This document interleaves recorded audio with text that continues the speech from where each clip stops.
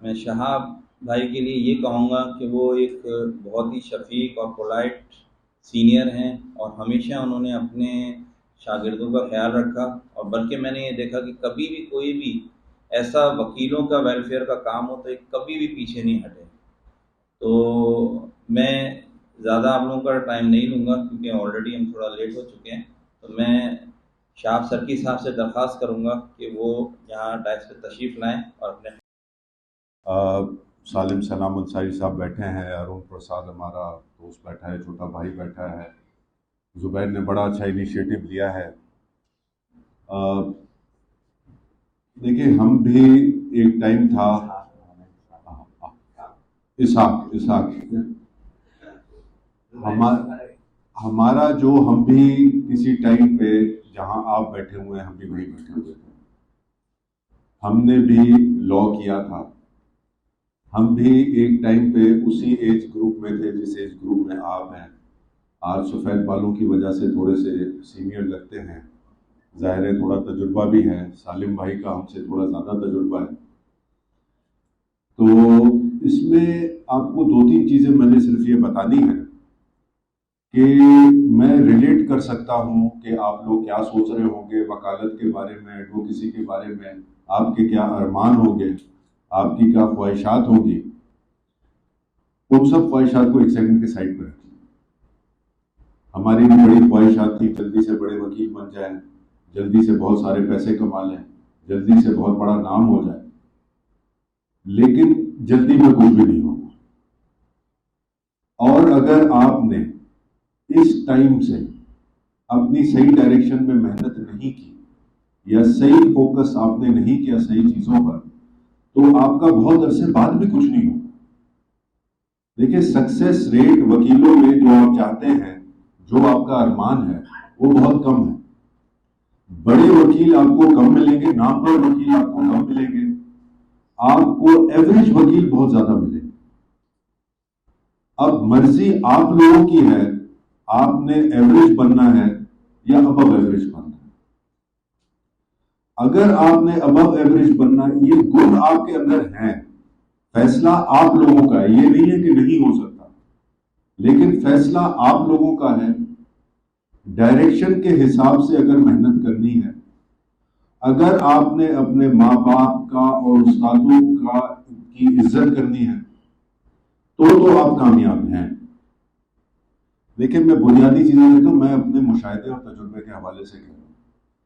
मैंने ये देखा है हर किस्म के क्लाइंट आते हैं। अक्सर मैंने देखा है जिन्होंने अपने माँ बाप की खिलाफ वर्जी की, या उनकी इज्जत नहीं की, या उनकी दुआएं नहीं ली, या अपने उस्तादों की कदर नहीं की, वो इंसान हो सकता है पैसे कमा ले लेकिन इज्जत नहीं कमाए। ये बात तो आप मानिए। उसके अलावा कोई बड़ा आपको जो है पहाड़ नहीं सर करना। आपने छोटे छोटे काम करने हैं, आपने एक्यूमुलेट करना है। आपने सीनियर से, जजों से, वकीलों से, दोस्तों से अगर रोज आप एक नया लफ्ज या एक नई बात सीख लें, तो 4-5 साल में आपको इतनी एक्यूमुलेशन हो जाएगी नॉलेज की, जो आपके आप देखिएगा 90% आपके कॉलेज में नहीं होगी। तो छोटी छोटी बातें, छोटी छोटी मालूमात, छोटे छोटे टिप्स, हम किस तरह वकील बने। हमारे वाले साहब वकील थे, वो हमारे सीनियर भी थे, हमारे उस्ताद भी थे। वो छोटी छोटी चीजें हर एक दो दिन बाद, बेटा इस किस्म की सिचुएशन में ये करना है, वो अपने अपने पल्लू से बात की। उनके इंतकाल को भी इस वक्त 15 से ज्यादा साल हो चुके हैं, लेकिन वो उनकी चीजें आज भी हमें याद आती हैं। क्यों? देखिए बातें आपको अच्छी बनाएंगे लोग, आपके ऊपर है आप कितना अपने जहन में उन चीजों को रिटेन करते हैं, कितना अपने दिमाग में वो रखते हैं, और कितना आप उनको इस्तेमाल करते हैं। छोटे छोटे बिल्डिंग ब्लॉक, सीढ़ी चढ़े लिफ्ट ना चढ़े। आप सीढ़ी चढ़ेंगे, आप कामयाब होंगे। मैंने जितने कामयाब वकीलों को देखा है, उनके माजी को देखा है। हमारे सामने वकील यंगस्टर्स आए और कामयाब हो गए, तो उनकी यही चीज हमने देखी, छोटी छोटी चीजों पर बिल्डिंग ब्लॉक्स बनाकर आहिस्ता आहिस्ता ऊपर अपनी मंजिल बनाते हैं। वो जो बिल्डिंग बनेगी वो मजबूत भी होगी, उसमें आपकी इज्जत भी होगी, आपका नाम भी होगा। आपको बहुत सारे केसेस ऐसे होंगे जो आप हार भी जाएंगे, अच्छे केसेस भी हार जाएंगे, लेकिन साथ में आपके हिसाब से केसेस अच्छे नहीं होंगे, लेकिन वो आप जीत भी जाएंगे।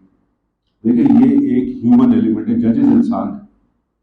हम कभी जजेस से झगड़ा नहीं करते, हमारे हिसाब से उन्होंने गलत किया, हम बोलेंगे थैंक यू, दूसरी अपील की फोरम मौजूद है। वकील का काम केस जीतना नहीं है, वकील का काम है केस सही तरीके से लड़ना। हार जीत आप क्लाइंट के नसीब की है। अगर आप गारंटियां देना शुरू हो जाएंगे, हाँ ये काम होगा, तो आप फिर मुंह की खाएंगे। आपका काम है मेहनत करना, खुआरी है, रुसवाई भी होगी, आप डिप्रेस भी होंगे, हर चीज होगी, लेकिन जो वो उन चीजों को मुंह दे गया, जो इन चीजों को टैकल कर गया, वो आगे जाके 5 से 7 साल लगते हैं कम से कम एक वकील को खड़ा होने में। ये वो नौकरी नहीं है जिस तरह आज नौकरी लगी, कल से तनख्वाह शुरू होगी, वक्त के साथ आपकी प्रमोशन हो गई, आपकी तनख्वाह बढ़ गई, आप बैठे। ऐसे नहीं है वकालत। इस मुआशरे में बहुत नाइंसाफियां भी हैं। आप ये एक्सपेक्ट ना करें कि ये सही हो जाए, वो सही हो जाए, हुकूमत ये सही कर दे, ये इदारा सही हो जाए। आप अपने आप को सही करें, आप अपने आप को बेहतर करें, आप अपने अंदर वो खूबियां लाएं जो आप चाहते हैं कि दूसरों में हो।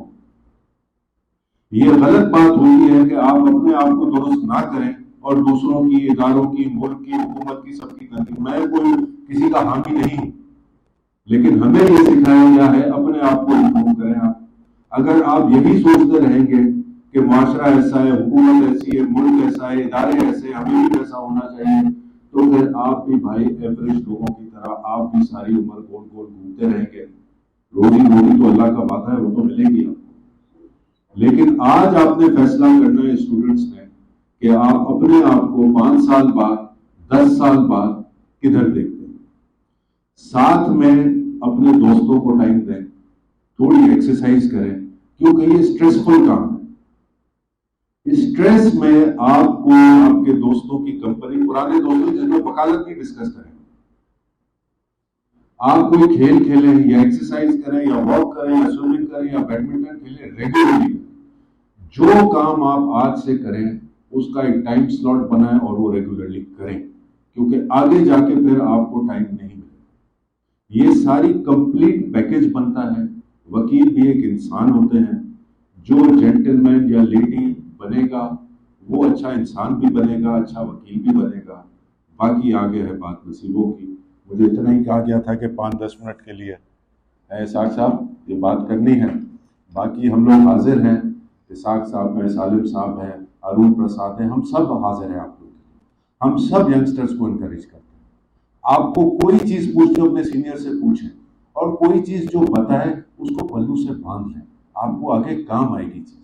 आप कोई केस हारे भी तो उसमें से ज़्यादा सीखते हैं, आप जीते हुए केस में से आप नहीं सीखते। जो केस हारते हैं, हम हारे हुए केसों से ज़्यादा सीखें, और ऐसा ही केस दोबारा है तो अल्हम्दुलिल्लाह जीत गए। जैसे मैंने बताया, सीढ़ी है, बिल्डिंग ब्लॉक्स हैं, छोटी छोटी चीजें आपने जमा करनी है, कोई छक्के नहीं लगाने हैं आपको, एक एक रन बनाए, आपकी सेंचुरी बन जाए। बहुत शुक्रिया।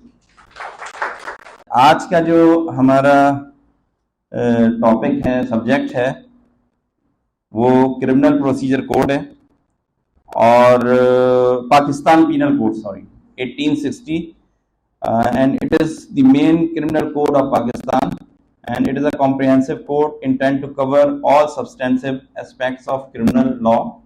और इसके जो मार्क्स हैं वो 10 मार्क्स हैं आप लोगों के, और इसके सिलेबस के अंदर जो है वो चैप्टर 2 है जो कि जनरल एक्सप्लेनेशन एंड डेफिनेशंस हैं, और चैप्टर 4 है वो भी जनरल एक्सेप्शंस हैं, और चैप्टर 16 है offences affecting the human body, और chapter 16A wrongful restraint and wrongful confinement, chapter 17 offences against property. तो ये आपके पाकिस्तान पीनल कोड के अंदर सिलेबस है जो आप लोगों को दिया गया है, इसकी तैयारी करनी है और उसके MCQs आने। तो आज के हमारे जो लेक्चरार हैं वो अरुण प्रसाद साहब हैं, वो आपको आएंगे और अपना लेक्चर देंगे। उनसे दरखास्त करूंगा कि तशरीफ लाएं और अपना लेक्चर का आगाज करें। मैं कौन हूं?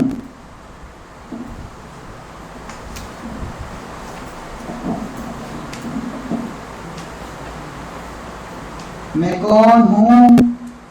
मेरा ये सवाल मैं चाहता हूं कि आप अपने आप से पूछें।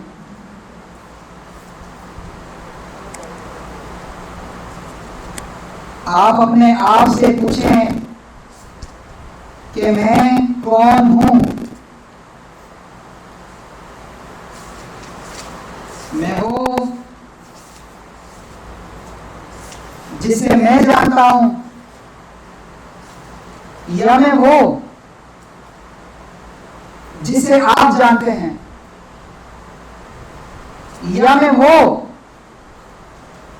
जिसे मैं चाहता हूं कि दुनिया जाने। कभी पूछा आपने अपने आप से? बताएं,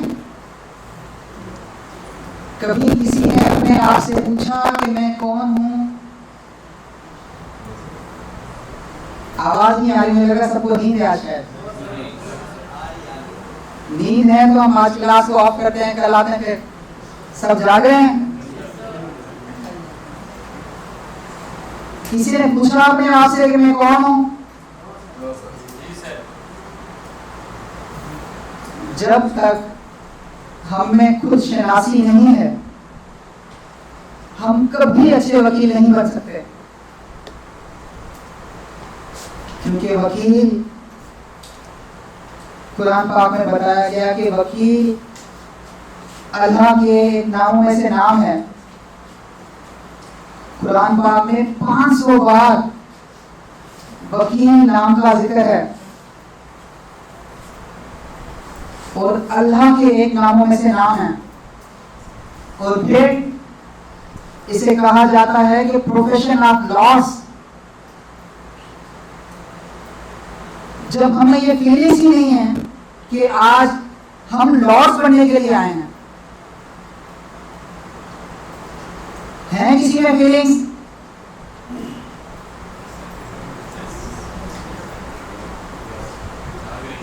फीलिंग्स हैं। सबसे पहले तो हमें महसूस करना है हम कहाँ वकील बनेंगे, वकील कहाँ बनना है हमने। बताएं, पूछे अपने आप से, वकील कहाँ बनना है हमने?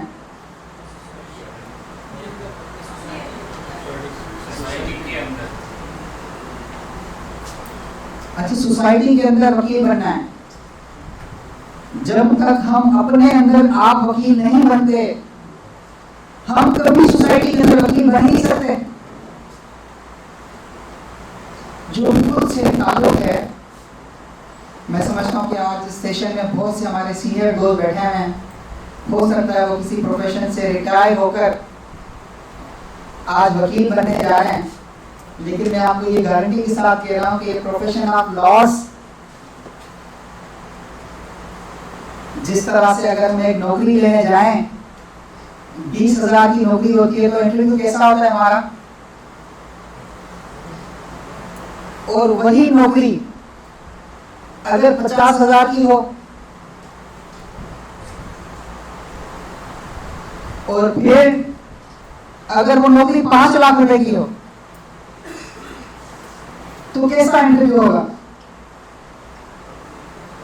लेकिन आज आप लॉस बनने जा रहे हैं और मुझे अमूमा 99% लोग ये सुनते हुए मिलते हैं कि हम पे जैसे ये लॉ गेट जो है ना वो थोपा गया है। जो मिलता है शिकायत करता है कि जैसे कोई गलत कानून पास हो गया हो लॉ गेट का। आप सबने अपने जहन में अपने आप को डिफेंसिव बनाया हुआ है कि एक एलिगेशन है हम पे, हमें किस तरह से डिफेंस करना है। जो लॉ का स्टूडेंट मिलता है 5 साल पढ़ने के बाद लॉ गेट की जब बारी आती है तो उसने खुद को बड़ा डिफेंसिव बनाया होता है। वो एक पिक्चर मैंने देखी थी, किसी दोस्त ने शेयर की फेसबुक पे कि एक गधा था, उसके ऊपर बुक्स दोनों तरफ किसी ने डाली थी। तो हमने अपने आप को वो क्यों बनाया हुआ है। आज ये लॉ गेट को सुनते हुए मुझे वो कभी कभार मैं अगर खुद से पूछूं तो मुझे वो गधे की पिक्चर याद आती जिसके दोनों तरफ हुक लटके हुए हैं, और हम उसी अपने आप को डिग्रेड किए हैं, मायूस हुए हैं हम। क्यों? हम लॉस बनने जा रहे हैं। वही जो सुप्रीम कोर्ट का फैसला था जिसमें बताया गया कि लॉ गेट जरूरी है, तो वो क्यों जरूरी है? हमारे कंधों पर कल कितनी बड़ी जिम्मेदारी है, कभी हमने महसूस ही नहीं किया, क्योंकि हमें पता ही नहीं कि हम वकील क्यों बनने जा रहे हैं। Doctor, engineer, CA, ACCA, BBA, MBA, किसी प्रोफेशन का इतना कुरान पाक में जिक्र नहीं है।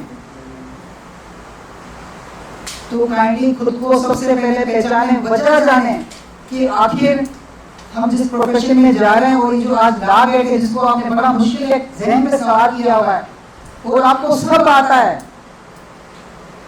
आपको सब पता है कि क्या है। आपने गुज़िश्ता 5 सालों में, चाहे बहुत सी यूनिवर्सिटीज ऐसी हैं जहां पर अच्छा नहीं पढ़ाया जाता, लेकिन फिर भी जो सिलेबस दिया गया लॉ गेट का, वो हर क्वेश्चन में से थोड़ा सा क्वेश्चन दिया गया, कोई रॉकेट साइंस नहीं है। सबसे पहले तो अपने आप जहन क्लियर कर लें कि आपको पता है, आपको आता है, और अगर आपने थोड़ा सा पढ़ना है तो वो क्यों पढ़ना है, उसके पीछे रीजन क्या है।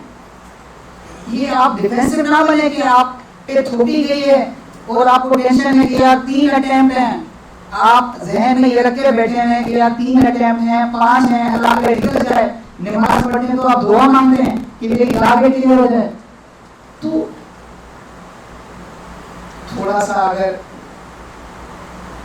अपने आप से एक बार पूछ लें कि आप हैं कौन, तो मैं समझता हूँ कि लॉ गेट तो क्या, हमारी जिंदगी के सब मसले हल हो जाने हैं। और आज जिस तरह से हमारा पीपीसी का एक क्वेश्चन है, क्या है पीपीसी? इतनी मोटी हम किताब देखते हैं अपने हाथ में और हम उलझ जाते हैं कि हमें किस तरह से सेक्शन याद होंगे। क्या है पीपीसी? कोई बताएगा मुझे? Pakistan penal code. क्या कहता है पाकिस्तान पीनल कोड? पूछें खुद से, मुझे बताएं। मैं पढ़ाता रहूंगा तो मैं पढ़ा के आपको चला जाऊंगा और आप फिर किसी को नींद लगी आ जाएगी, कोई घर जाके सोएगा। क्या है?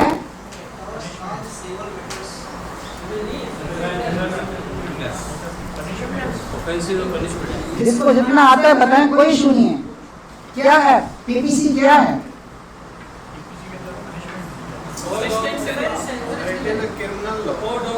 Criminal law. ये क्या बताता है? पीपीसी में क्या बताता है?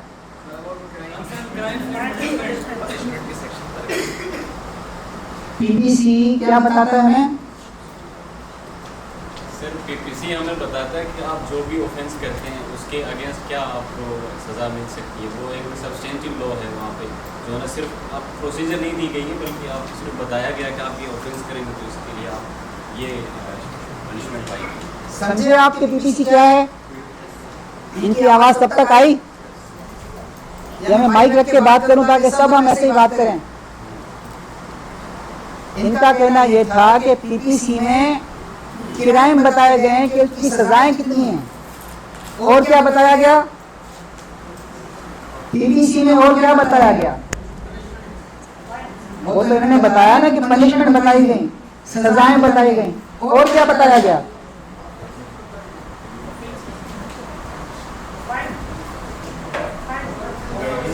सबसे पहले हमें अपना बिल्कुल ज़हन रिलैक्स करना है। आज हम यहाँ पर कल से बेहतर बनने के लिए हैं। किस लिए हैं? हमें सब आता है। सबसे पहले तो ये यकीन रखना है, आज अगर आप लॉ ग्रेजुएट हैं, 5 साल पढ़ने के बाद अगर आप यहाँ पर हैं, तो अपने आप को ये यकीन दिलाएं कि आपको सब आता है, सब पता है। लेकिन हम यहाँ पर सिर्फ इसलिए हैं कि आज हम कल से बेहतर बने। पाकिस्तान पेनल कोड में बताया गया 3 चीजें। क्या बताई गई? रिपीट करें। वो क्या 3 चीजें हैं?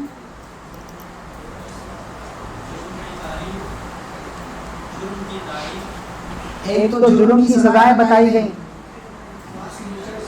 ठीक है, लेकिन क्या जुर्म है? आज मैं अगर यहाँ पर आपसे बात कर रहा हूँ, आपको लेक्चर दे रहा हूँ, तो हमें एक वकील बन के सोचना है कि क्या मेरा ये एक जुर्म है?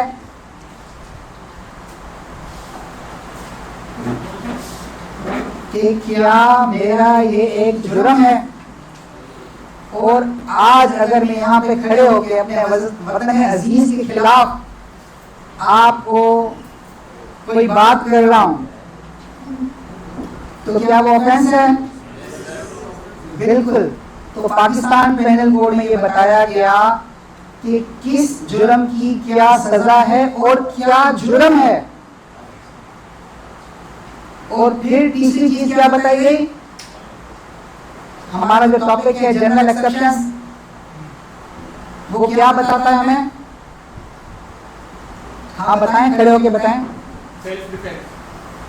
हमें जितना आता है हम उससे सीखेंगे। जनरल एक्सेप्शंस हमें ये बताती है कि अगर कोई शख्स कोई ऑफेंस करता है, लेकिन उस ऑफेंस को करने की कुछ ऐसी खास वजूहात में लाइक सेल्फ डिफेंस एक आता है कि अगर कोई शख्स मुझे मारने आ रहा है, ऐसी सूरत में मैं अपने बचाव के लिए उससे लड़ता हूँ और उसकी डेथ हो जाती है या वो मर जाता है, ऐसी सूरत में कानून में ये चीज़ें रखी गई कि जनरल एक्सेप्शन कि इस वक्त जो है ना ये जुर्म नहीं कहलाएगा, ये आपको एक एक्सेप्शन होगी कि आपने अपनी सेल्फ डिफेंस में अगले शख्स को पकड़ा। और इसके अलावा जनरल एक्सेप्शन में और क्या बताया गया? जी बताएं। किन सूरतों में ये जो पनिशमेंट्स हैं जो ऑफेंसेस को ब्रेक कर रही है वो आप पे लागू नहीं होती, वो जनरल एक्सेप्शंस में बताया जाता है। जनरल एक्सेप्शन में बताया गया कि कौन सा हमारा ऐसा एक्ट है जो जुर्म के ज़िम्मे में नहीं आता। क्लियर? कितना इजी है। अब एक जज ने किसी को 3 साल की सजा दे दी और अपील में गया, बंदा बरी हो गया, तो क्या इस पे जज को सजा है? क्यों?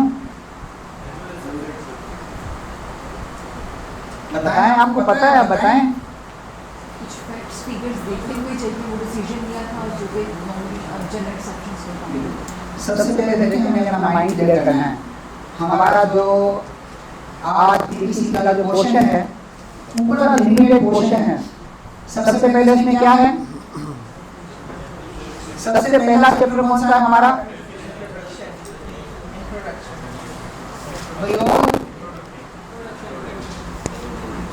कौन सा चैप्टर है?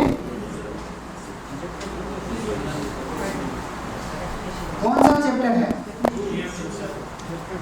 चैप्टर 2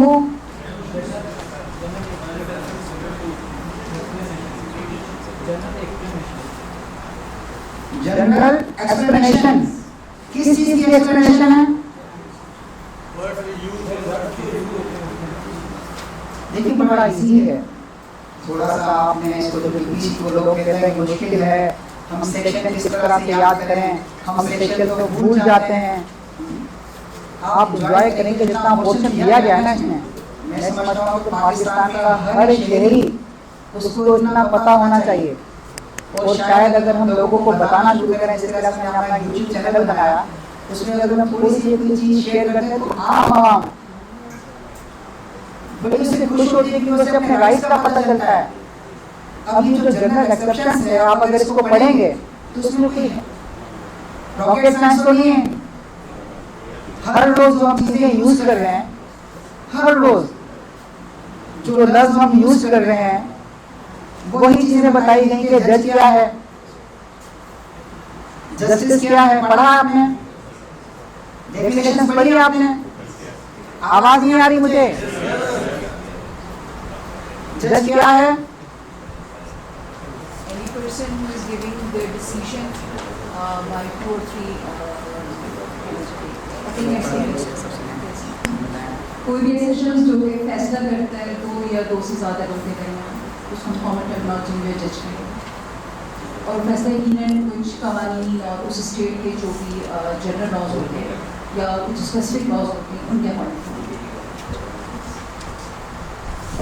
अब जो पीसीसी में जज की डेफिनेशन बताई गई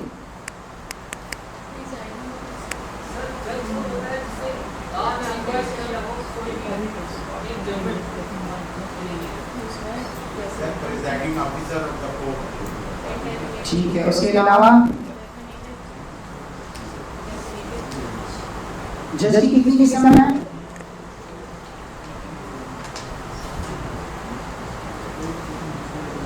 जज की कितनी किस्म है? एक तो जज वो है जो कोर्टों में बैठे हैं, जो फैसला सुनाते हैं, जिसकी डेफिनेशन यहाँ जस्टिस में बनाई गई। लेकिन जज कौन है अकॉर्डिंग टू पीसीसी?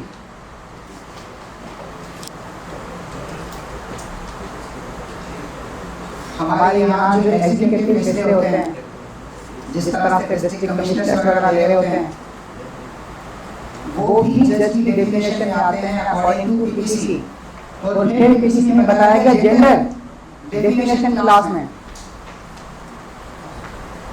अब यहाँ क्लास में मैं कहता हूँ मेरे शहजादो, अब मेरी बहनें नाराज हो जाएंगी, कहेंगी कि क्या शहजादे सिर्फ यही हैं, हम शहजादियाँ नहीं हैं। लेकिन पीसीसी क्या बताता है, जेंडर का क्या बताता है कि बोथ ही, शी, हिम, हर अगर कहीं किसी सेक्शन में यूज होता है तो वो दोनों के लिए यूज होगा। अकॉर्डिंग टू पीसीसी शहजादा और शहजादियां, महाराजा और महारानियां सब कौन हैं? ही सब एक हैं। क्लियर? और फिर मैन कौन है?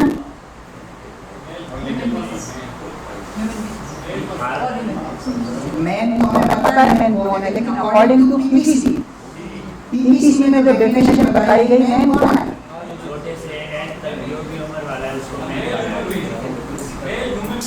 अच्छा, मेल ह्यूमन बीइंग, कोई और? ऑल एजेस ऑफ, 1 साल का बच्चा उसे भी मेल कहा जाएगा। और 1 साल की अगर लड़की है और फिर 70 साल की कोई मलिका है, उससे भी क्या कहा जाएगा? वुमेन। क्लियर? फिर पर्सन,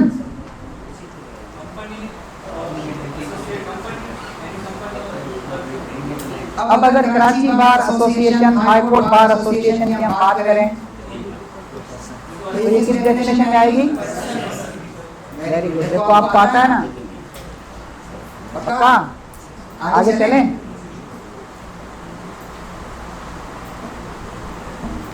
अच्छा, सर्वेंट ऑफ द स्टेट कौन है? Servant of the state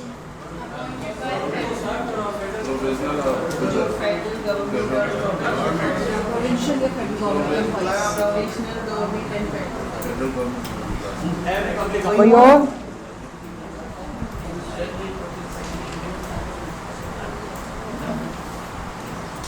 servant of the state कौन है और पब्लिक सर्वेंट कौन है? क्या फर्क है दोनों में? People who are getting the money or the wages from the government in terms of from the money getting by the taxes, they are the public servants. And the servant of देखिए, public servant दो लफ्ज हैं। अम्मा ये question आज आया confuse करने के लिए कि पब्लिक सर्वेंट कौन है और सर्वेंट ऑफ द स्टेट कौन है। अब public servant any public officer, चाहे वो नेवी ऑफिसर हो, वो आर्मी ऑफिसर हो, वो जज हो, वो कौन है? Public servant. And servant of the state कौन है?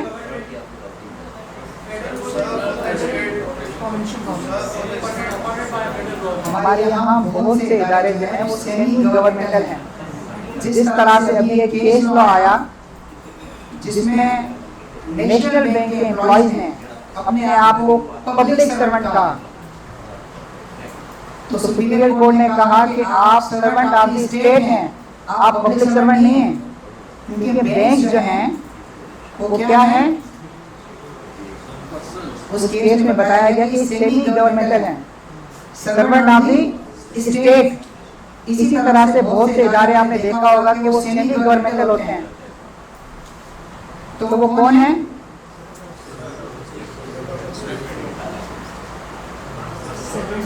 Servant of the state.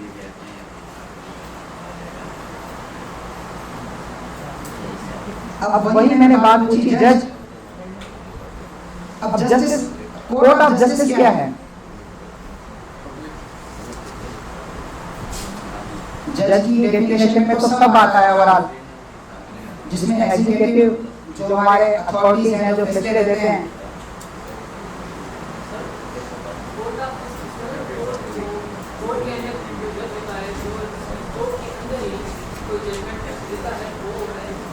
बिल्कुल कोर्ट ऑफ जस्टिस जो है, चाहे वो सिविल कोर्ट हो, क्रिमिनल कोर्ट हो, हमारे जितने भी जजेस जो जुडिशरी का फंक्शन अंजाम दे रहे हैं वो कोर्ट ऑफ जस्टिस में आते हैं।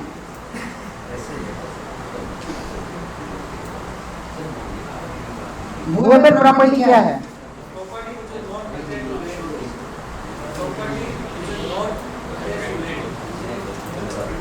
कोई और?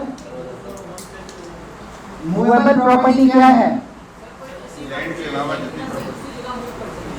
मेरे शेयर्स पड़े हुए, मैंने पीएसओ के शेयर लिए हैं,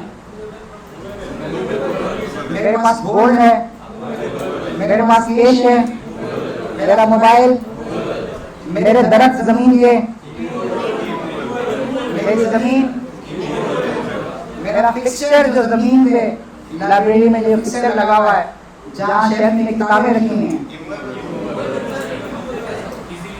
फिक्सचर एंड फर्नीचर मूवेबल, और बुक्स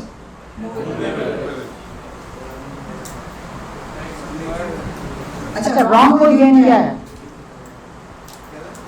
रॉन्गफुल गेन, अच्छा हम क्या पढ़े हैं, कौन सा पोर्शन पढ़े हैं पीसी का?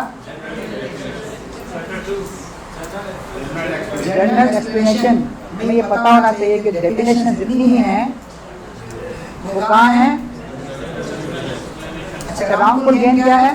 ये आपकी प्रॉपर्टी है, मैंने कब्जा किया है, अब मैं उससे रेंट ले रहा हूँ ना, वो रॉन्गफुल गेन क्या है?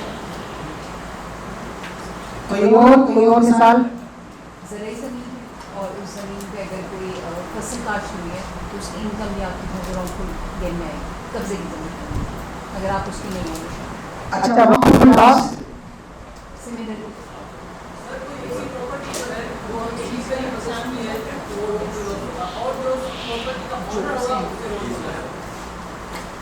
दोबारा से? सर कोई प्रॉपर्टी है तो हमने इलीगली परचेज की है, उसका हम ऑनर नहीं है, हम जो है वो रॉन्गफुल गेन कर रहे हैं, और जो ऑनर है उस प्रॉपर्टी का लीगल ऑनर वो जो है जो गेन लॉस करा वो उसका रॉन्गफुल लॉस। बिल्कुल, जिस तरह से ये मेरा मोबाइल है, ये मैडम ने यहाँ से उठा लिया, अब इनका तो फायदा हो गया, इनको मोबाइल मिल गया, तो इनका क्या हुआ? Wrongful gain. और मेरा क्या हुआ? अब क्लियर? ये दिमाग में कभी कभार ये क्वेश्चन आ जाता है और हम सिमिलर समझ रहे होते हैं कि रॉन्गफुल गेन और लॉस जो है वो सेम ही है। अब गेन जाहिर सी बात है जिसको फायदा हो रहा है, और रॉन्गफुल लॉस क्या है? जिसको नुकसान हो रहा है। अब मैडम का क्या हुआ और मेरा क्या हुआ? अच्छा, डिसऑनेस्टी क्या है?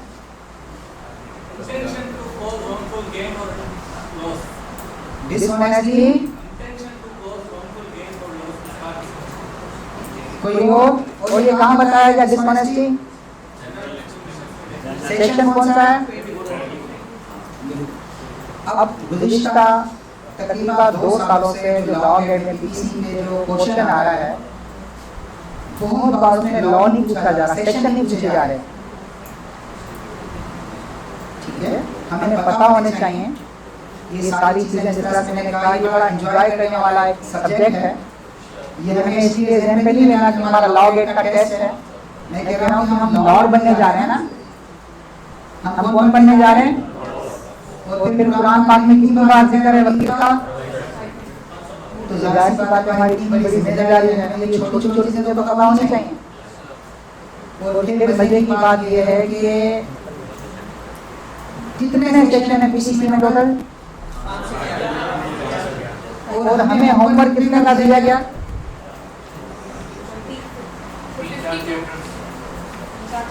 बहुत लिमिटेड सा हमें दिया गया, लिमिटेड दिया गया। आगे चलें। अच्छा, फ्रॉडेंटली क्या है?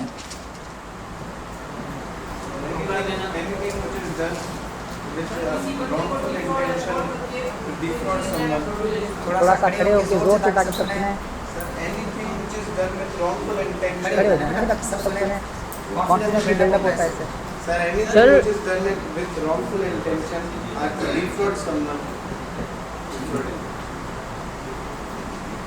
सर कोई भी चीज़ या कोई भी यानी कि हम कोई प्रॉपर्टी वगैरह है वो हम फ्रॉडुलेंटली यानी कि ऐसे करके चीट करके या फिर फ्रॉड के तरीके से डिफॉल्ट करके जो चीज़ हम पजेस कर रहे हैं उसे हम फ्रॉडुलेंटली कहेंगे। अच्छा, रीजन टू बिलीव कहाँ बताया गया? Very good. क्या कहता है रीजन टू बिलीव? जैसे मैं कहता हूँ कि आप क्लास में मौजूद बड़े अच्छे बच्चे हैं और मुझे ये यकीन है कि आप सब लॉ गेट क्लियर करेंगे। अब क्लियर क्यों करेंगे? कि आपने बहुत ज़्यादा मेहनत की, इसीलिए मुझे यकीन है कि आप लोग क्लियर करेंगे। कि क्या कहेंगे? रीजन टू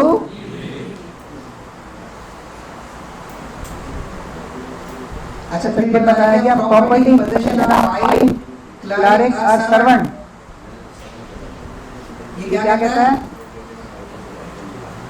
बताएं। सर मेरी प्रॉपर्टी में ऑनर हूँ, मैं जो प्रॉपर्टी हूँ मेरी वाइफ को अगर दे देता हूँ, उसकी पोजीशन में है, तो ये जो प्रॉपर्टी की वाइफ की पोजीशन होगी। या अगर मैं जो है वो एक ऑनर हूँ, मेरी जो प्रॉपर्टी है वो किसी सर्वेंट या किसी क्लर्क के पास पड़ी है, तो ये चीज़ होगी पोजीशन ऑफ क्लर्क और सर्वेंट। सबको समझ आ गया? देखें, आज हम यहाँ पर क्यों हैं? कल से बेहतर बनने के लिए। और दुनिया का सबसे बड़ा झूठ कौन सा है? कि मुझे सब पता है। ठीक है, तो इसीलिए हमने कभी अपने आप से झूठ नहीं बोलना। आज हम यहाँ पर हैं कल से बेहतर बनने के लिए। तो जिसे जो चीज समझ ना आए वो पूछ ले। क्लियर?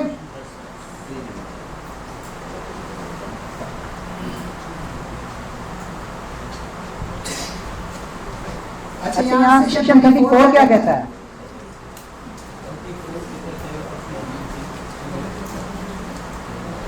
आजा। आप आगे बैठे हैं, आ जाए, कोई बात नहीं। 34 क्या कहता है? क्या है कॉमन इंटेंशन? 34 कहता है कि several person do some act, थोड़ा जोर से सब सुने, उनको सुनाएं सबको। several person do some act wrongful by intention.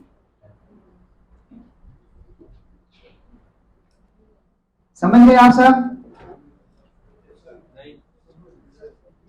आप सब समझ गए? नहीं समझे? सेक्शन 34 आपको तकरीबन हर केस में मिलेगा। आज जब हम आगे बढ़ेंगे कि ऑफेंस अगेंस्ट ह्यूमन बॉडी, लड़ाई झगड़ा होता है, कहीं कोई फसाद होता है, कत्ल होता है, चोरी होती है, डकैती होती है, तो सेक्शन 34 जो है वो कॉमन इंटेंशन कहा जाता है कि कोई भी ऐसा जुर्म जो एक से ज्यादा लोग, दो या दो से ज्यादा लोग विद कॉमन इंटेंशन करें, तो उसे क्या कहेंगे? और ये कौन सा सेक्शन है? और ये हर साल आया है। फिर 35 क्या है?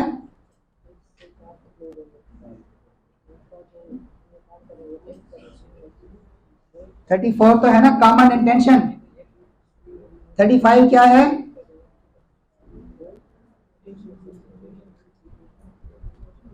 थर्टी फोर है कॉमन इंटेंशन कि दो या दो से ज्यादा लोग अगर कोई जुर्म करते हैं तो वो कॉमन इंटेंशन में आएगा। अब 35 क्या है? Common act. अब ये कहां लगेगा कॉमन एक्ट? पूछें खुद से। थोड़ा सा फर्क है ना। देखिए ये क्वेश्चन ऐसे आते हैं इस तरह के।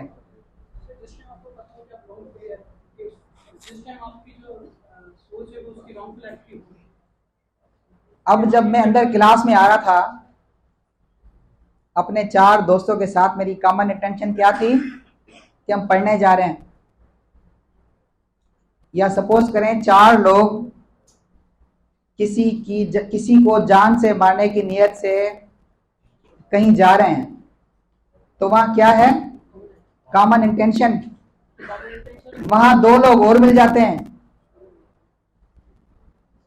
और जब हम कहीं चोरी डकैती या कत्ल करने जाते हैं, वो 2 लोग हमारे साथ उसी वक्त मिलते हैं। उनकी इंटेंशन नहीं थी, लेकिन वो एक्ट में हमारे साथ थे। तो क्या हो गया? Common act. फर्क समझ आया? फर्क समझ आया? इसमें से एक सवाल लाजमी आएगा, घुमा फिरा के वो पूछेंगे। हमें इंटेंशन और एक्ट का थोड़ा सा फर्क समझना है। क्लियर हुआ? अच्छा, स्पेशल लॉ क्या है?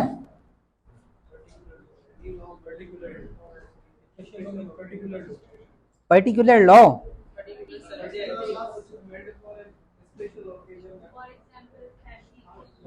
खड़े होके बताएं बेटा, खड़े हो जाए, कोई बात नहीं। क्या है स्पेशल लॉ? क्या है?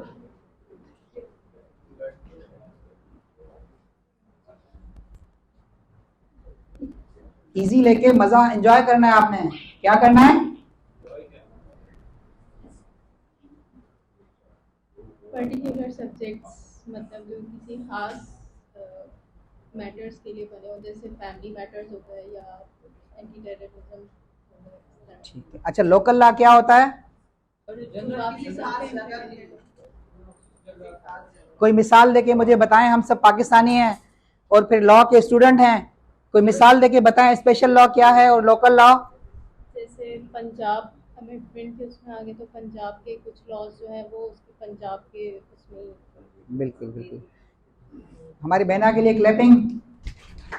अच्छा सर, मुझे आपसे एक सवाल पूछना था कि कॉमन इंटेंशन आपने बताया, तो कॉमन इंटेंशन और कंप्लाइंस की होता है, उसमें कंप्लाइंस पे तो शरीक जुर्म होता है, तो ये दोनों क्या एक सिमिलर है या एक अलग डिफरेंस है? क्या होता है? मैं आपका जवाब दे रहा हूँ, इसको कंप्लीट करते हैं। क्या होता है स्पेशल लॉ और कॉमन लॉ?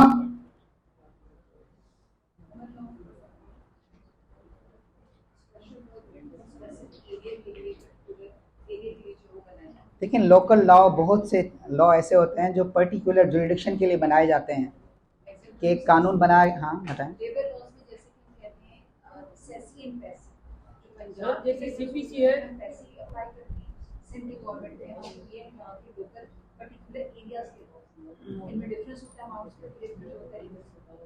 ठीक है, ठीक है, आप बताएं।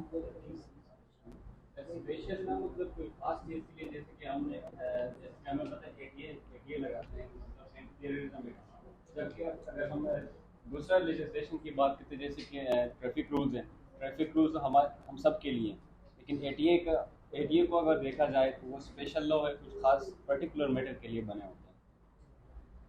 क्लियर हुआ? जिस तरह से हमारे यहाँ एटीसी का क्राइम होता है, इंतजाज दहशतगर्दी, वो क्या है? एक स्पेशल लॉ है कि स्पेशल पर्सन्स पे लगेगा। जैसे मैंने आज यहाँ पे अगर किसी को गोली मार दी, ये क्या हुआ?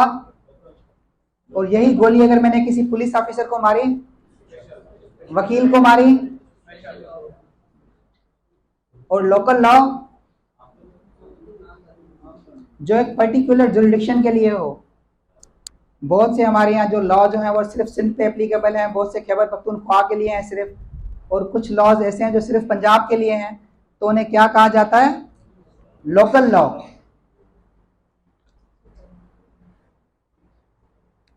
अच्छा, इलीगल क्या है?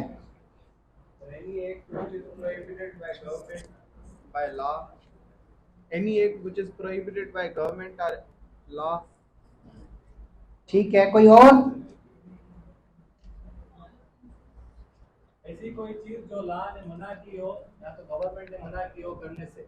बिल्कुल, जिस तरह से मैंने कहा कि मैं आज यहाँ लेक्चर दे रहा हूँ, तो ये क्या एक्ट है मेरा? लीगल है।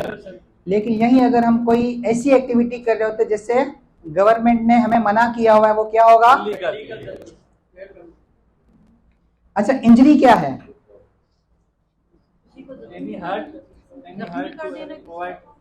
और किसी की बॉडी को, किसी की माइंड को, किसी की प्रॉपर्टी को हार्म पहुंचाना इंजरी होता है। अच्छा, हर्ट क्या है? चोट पहुंचाना, तकलीफ देना, अजियत। सॉरी, चोट पहुंचाना, तकलीफ देना, ये अजियत, मतलब मेंटली तौर पे उसको मेंटल और फिजिकल हर्ट।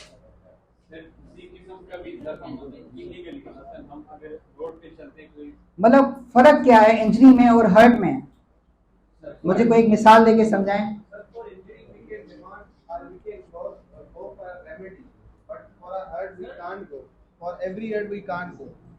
बिकॉज हम रोड पे गिरते हैं तो वो भी हर्ट होता है, कोई एक्सीडेंट होता है वो भी हर्ट होता है, लेकिन इंजरी सिर्फ हमें क्रिमिनल लॉ में। अब जो हर्ट है ना, हम समझते हैं कि इंजरी माँ है और हर्ट क्या है? उसका बच्चा। अब हर्ट कहाँ अप्लाई होता है? ह्यूमन बॉडी पे जो इफेक्ट करे, कोई ऐसी चोट, कोई ऐसा जख्म। लेकिन इंजरी एज अ ब्रॉड, जिस तरह से किसी दोस्त ने बताया कि वो रेपुटेशन हो, मेंटल टॉर्चर हो। अब इंजरी तो नहीं है, नज़र तो नहीं आ रहा, मतलब वो ऐसा जख्म नहीं है, वो ऐसा हर्ट नहीं है जो नज़र आए, लेकिन वो कहाँ आएगा? इंजरी की डेफिनेशन में। क्लियर?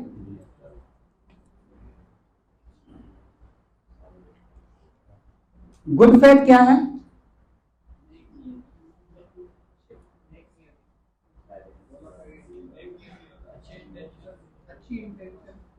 अच्छी इंटेंशन। अब कानून में किस तरह से हम उसको डिफाइन करेंगे? कोई मिसाल देके मुझे समझाएं गुड फेथ का।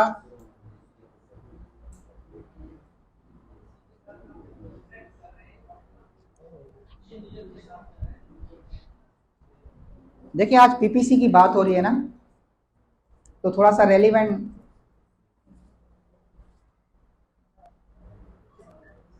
जैसे कि पीपीसी के अंदर ट्रेसपास एक क्रिमिनल एक्ट है या क्रिमिनल ऑफेंस है, बट लाइक अगर मैं किसी का नेबर हूँ या मैं किसी ऐसी सोसाइटी में रहता हूँ और अचानक किसी घर में आग लग जाती है या कोई ऐसी इमरजेंसी दरपेश आ जाती है कि वहाँ पे मुझे उसका दरवाज़ा या उस ट्रेसपास को ओवर करना हो, अनलॉफुली हो, वो बेशक है तो अनलॉफुली, बट वहाँ पे जो मेरी इंटेंशन है of that trespass is good, in good faith. Clear हुआ?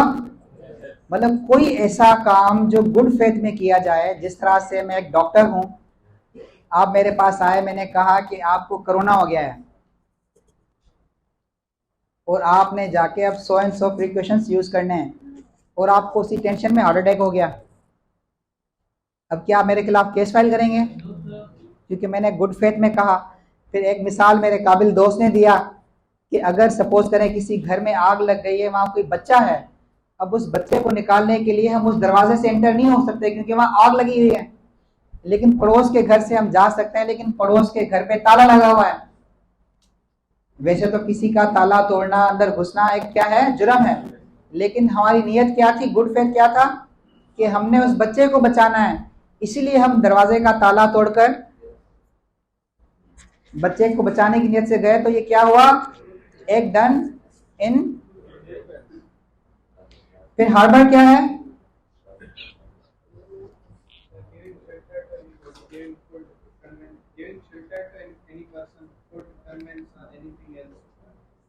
कोई और दोस्त?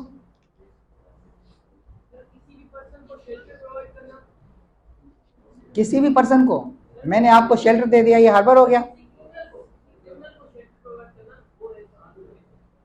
मैं आज एक कत्ल करने के बाद, किया मैंने कोई कत्ल हैं?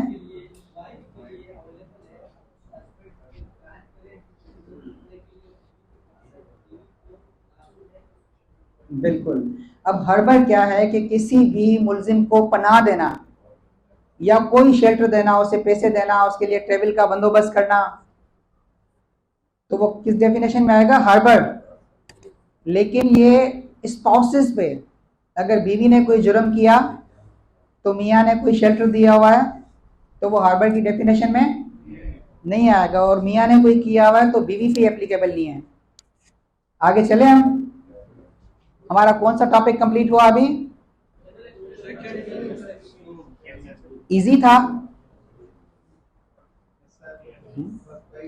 आपके, इसमें से 3 सवाल आराम से हो जाने हैं और बड़ा इजी है। आपने इसको घर जाके एक बार दोबारा से पढ़ना है, और फिर अगर किसी को कोई कंफ्यूजन हो कोई डेफिनेशन समझने में, तो आप एट एनी टाइम मुझे एक वॉइस नोट भेज सकते हैं, कॉल कर सकते हैं, ठीक है। लेकिन मुझे ये आपके 10 के 10 नंबर चाहिए इसमें, पक्का? और आप ले सकते हैं। क्लियर? अब नेक्स्ट कौन सा है हमारा? चैप्टर 4 क्या कहता है? जर्नल।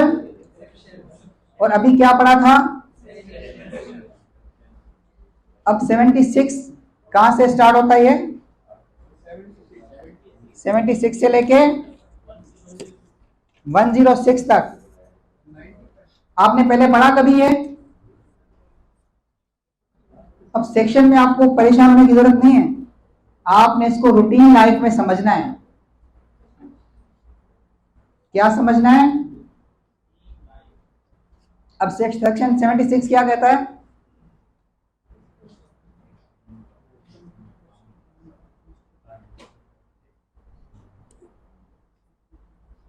क्या कहता है?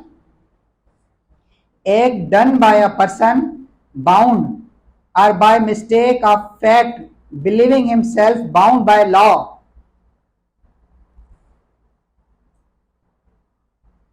क्या हुआ?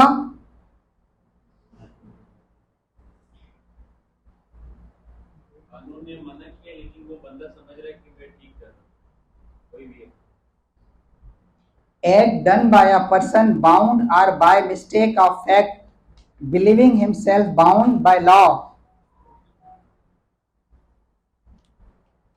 अब हम क्या पढ़ रहे हैं?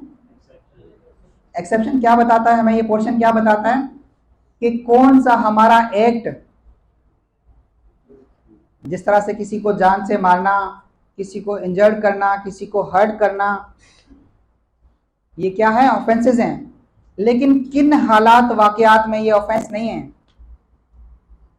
क्या बता रहा है हमें जनरल एक्सेप्शन? क्लियर हुआ कि हम पढ़ने क्या जा रहे हैं कि कौन सा ऐसा जुर्म, पीपीसी में एक्सेप्शंस बताई गई। मैंने बताया कि 3 चीजें बताई गई। एक तो बताया गया सजाएं, और फिर कौन सा एक्ट हमारा इलीगल एक्ट है, ठीक है। फिर तीसरा क्या बताया गया? एक्सेप्शंस कहां दी गई कि किन हालात वाकयात में हमारा जो एक्ट है वो जुर्म नहीं है। अब जिस तरह से बताया गया एक्ट ऑफ जज व्हेन एक्टिंग जुडिशली, वही हमने पहले मिसाल दी कि एक जज जो है वो अगर किसी को सजा देता है, बाद में बंदा बरी हो जाता है, तो वो सजा नहीं हुई। एक पुलिस ऑफिसर, आपने पुलिस मुकाबले का देखा होगा, अक्सर सुना है ना आपने पुलिस मुकाबले का, कि पुलिस ने अगर किसी को चोर डकैत समझते हुए अगर फायर किया, बाद में पता चला कि वो बंदा इनोसेंट है, तो फिर क्या है?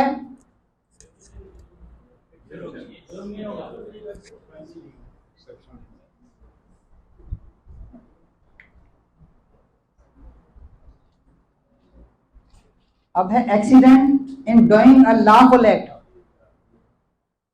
मैं गाड़ी चला रहा हूं, मेरे पास लाइसेंस भी है, स्पीड भी नॉर्मल है, लेकिन आगे कोई बच्चा भागता हुआ आ जाता है और बच्चे की डेथ हो जाती है, तो क्या होगा?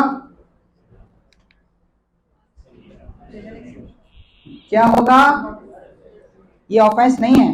लेकिन अगर मैंने इंटेंशनली या फिर अगर नेग्लिजेंटली रश ड्राइविंग या स्पीड ड्राइविंग करते हुए अगर ऐसा कोई एक्ट किया, फिर क्या होगा? फिर जुर्म होगा। क्लियर?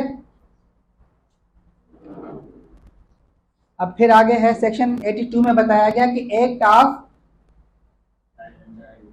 क्या है?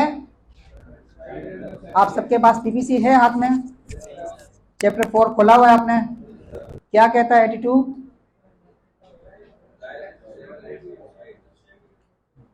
अब अगर कोई 7 साल या 7 साल से कम उम्र का बच्चा अगर कोई जुर्म करता है तो उसकी कोई सजा नहीं है। क्लियर? और फिर आगे क्या बताया गया 83 में? पढ़े, हर कोई पढ़े।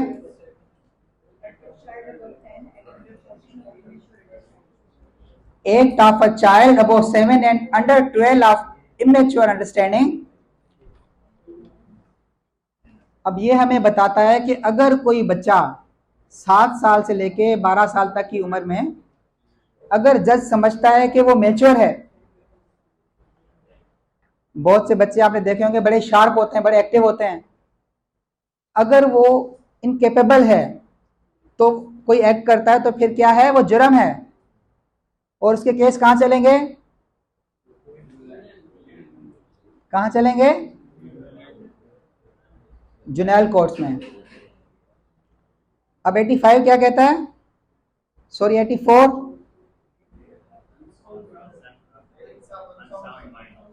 अगर कोई पागल शख्स कोई क्राइम करे तो? अच्छा, आगे बताया गया act of a person incapable of judgment by reason. आगे क्या है? आगे इंटॉक्सिकेशन काज्ड अगेंस्ट हिम। अब ये क्या बताता है हमें? मैं अगर आज नशा करके किसी का कत्ल कर दूं तो ये क्या बता रहा है हमें 85?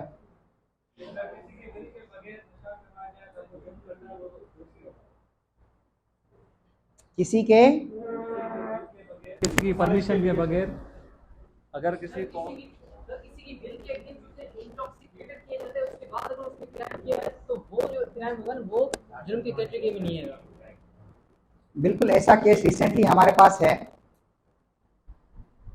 2 दोस्तों ने एक पार्टी में एक दोस्त ने दूसरे दोस्त का कत्ल किया। अब वो दोस्त नशे में था। हमने वहां प्ली ली हुई है कि हम जो नशे में थे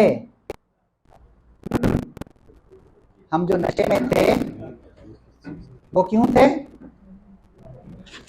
कि हमें कुछ ऐसा पिलाया गया था जिसकी मुझे पता नहीं था कि इसमें क्या है। क्या था? कि मुझे पता नहीं था कि मुझे क्या दिया जा रहा है, कौन से ड्रग्स दिए जा रहे हैं। अब वो कोई ऐसी नशा और चीज लेने के बाद जो मैंने एक्ट किया वो क्या है? उसके लिए एक्सेप्शन है। क्लियर?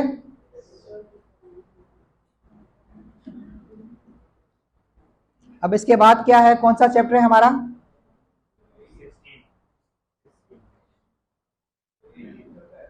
अच्छा, आप इसको ये 95 तक है।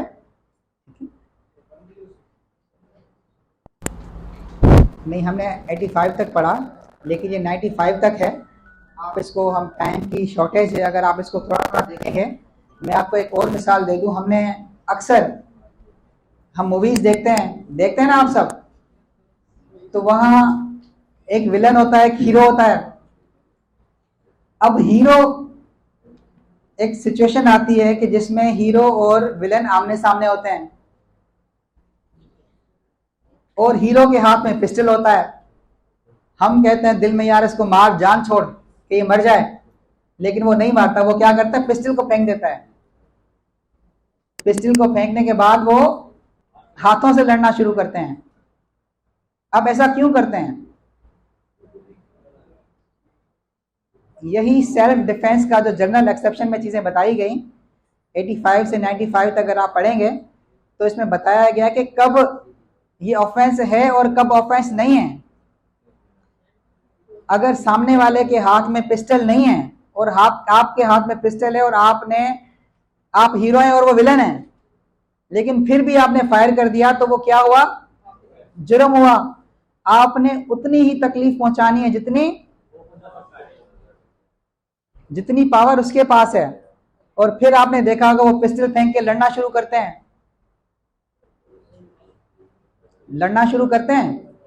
फिर इतना एक दूसरे को मारते हैं कि वो मुलजिम जो है, जो विलन है, वो जख्मी होकर गिर पड़ता है। और फिर हीरो अपनी माँ से, बहन से, महबूबा से मिलने के लिए जा रहा होता है और फिर मुलजिम उठता है, वो कोई पिस्टल उठाता है गोली मारने के लिए। तो ऐसे हालात वाकयात में हीरो के सामने फिर कोई पिस्टल पड़ा होता है जो उसने फेंका होता है पहले, तो ऐसे हालात वाकयात में वो उठा के फिर से गोली मारता है। तो फिर वहां क्या हुआ, सेल्फ डिफेंस। क्लियर? ये जो हमारी फिल्मों में दिखाया जाता है ऐसे नहीं दिखाया जाता, हम बेटा मार जान छोड़, लेकिन ये सेल्फ डिफेंस का जो कॉन्सेप्ट है जनरल एक्सेप्शन में बताया गया, ये इस कॉन्सेप्ट की बेसिस पे है। क्लियर? अब आगे कौन सा है? हमारे 2 टॉपिक क्लियर हो गए आज? क्लियर हुए? किसी का कोई सवाल है? आगे चलें? आगे क्या है?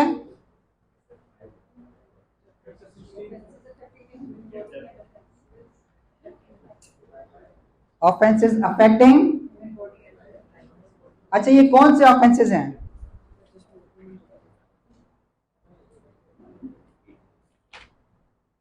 चैप्टर कौन सा है ये? अब ये क्या कहता है?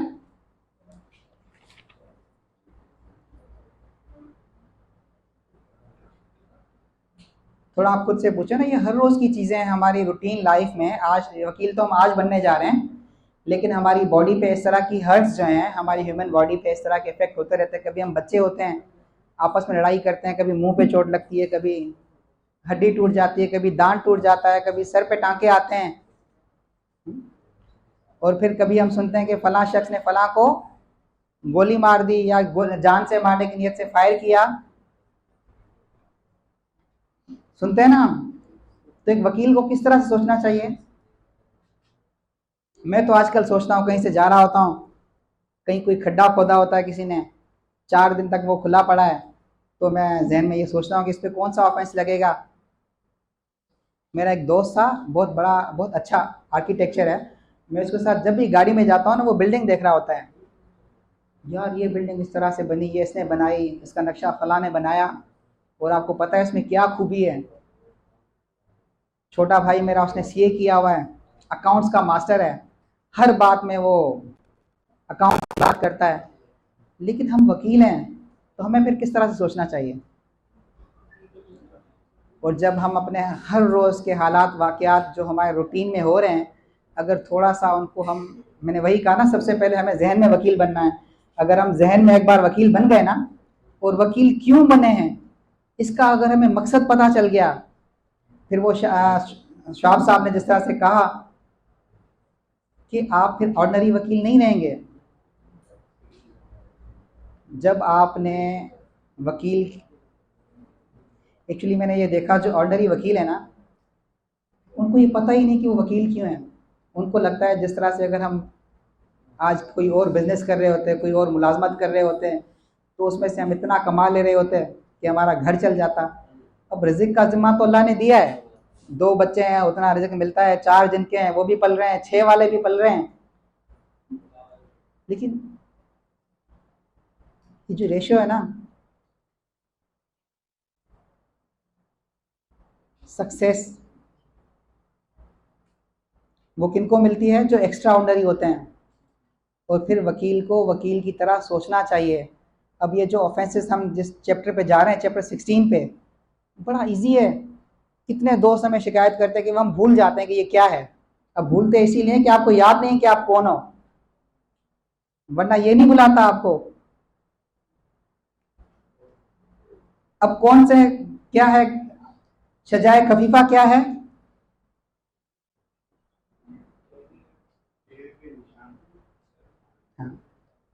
बिल्कुल, ये सर ने बताया कि चेहरे पे निशान क्या है सजाए खफीफा। खफीफा किसे कहते हैं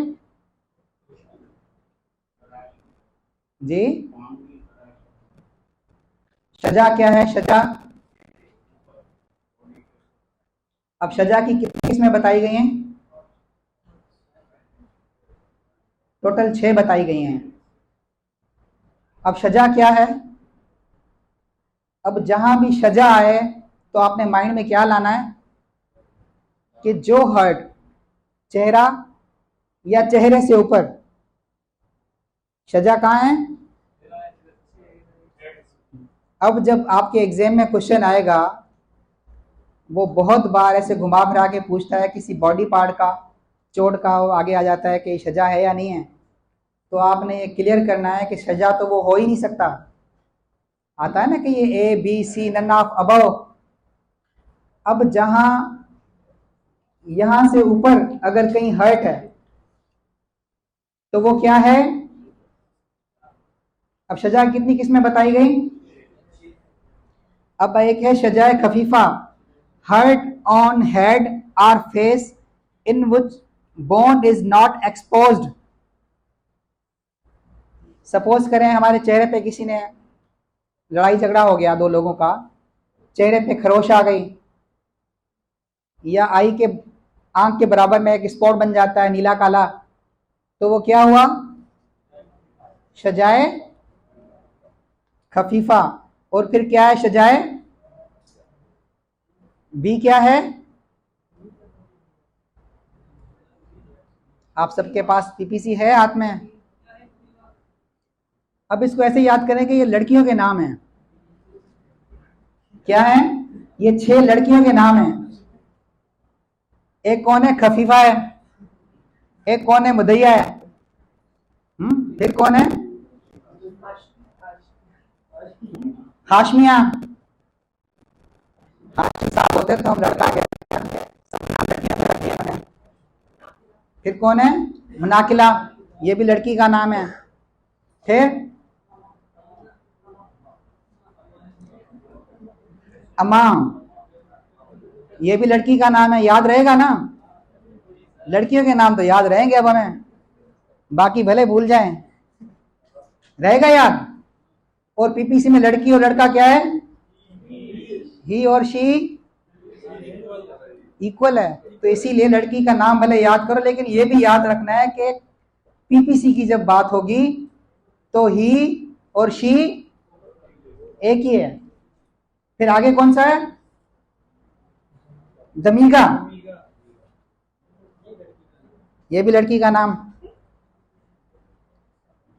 अब क्या फर्क है खफीफा में? खफीफा क्या बताता है? हर्ट ऑन हेड और face in which bone is not exposed, कि जहां सिर्फ छोटी सी खराश आए लेकिन बोन ना दिखे, हड्डी ना दिखाई दे, उस जख्म की वजह से हड्डी ना दिखाई दे। फिर मुदैया है hurt in which bone is exposed but not dislocated. अब सपोज करें नाक पे मुझे ऐसी चोट आई जिसमें हड्डी तो नजर आ रही है लेकिन हड्डी डिसलोकेट नहीं हुई,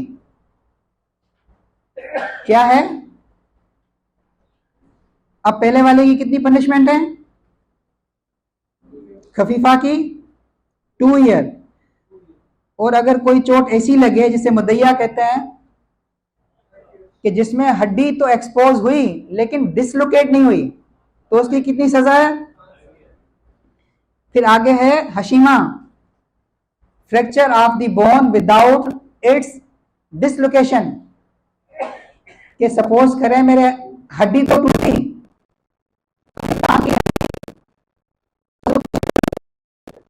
मेरे पांव की हड्डी, किसकी बात हो रही है?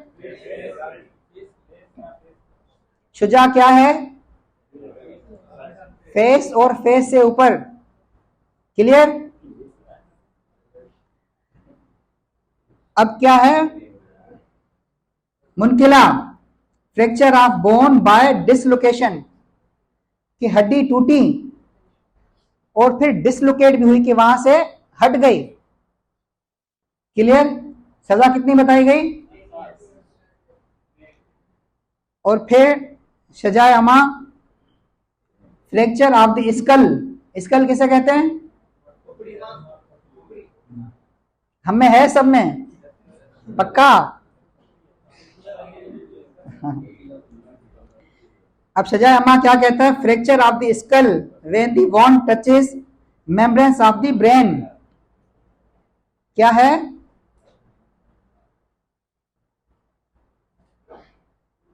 बताएं।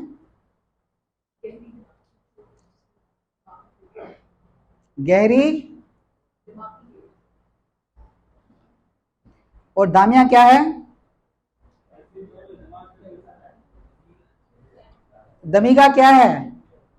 दिमाग की बात हो रही है ना, तो क्या कहता है? When the wound enters in the body of the trunk, if the wound pieces through any part of the body, the offender, मैं गलत पढ़ रहा हूं, कोई बता ही नहीं रहा, क्यों खामोश हैं आप? आप नहीं पढ़ रहे, मतलब आप ढूंढ रहे थे किसे? मुझे? अपने आप की तलाश करो मेरी जान। अब अमा क्या है? Fracture of the skull when the wound touches membranes of the brain. अब दिमाग की जब बातें हैं तो दो सेक्शन इसमें बताए गए, एक अमा और दूसरा, एक अमा और दमीगा। अब अमा में बताया गया कि हमें कोई ऐसी चोट लगे जिससे हमारी हड्डी तो टूटे स्कल की, लेकिन ब्रेन इफेक्ट ना हो। क्लियर? और आगे दमीगा में क्या है कि हड्डी टूटने की वजह से दिमाग भी इफेक्ट हुआ। आगे क्या है इसमें? जाफिया क्या है? जाफिया क्या बताता है हमें?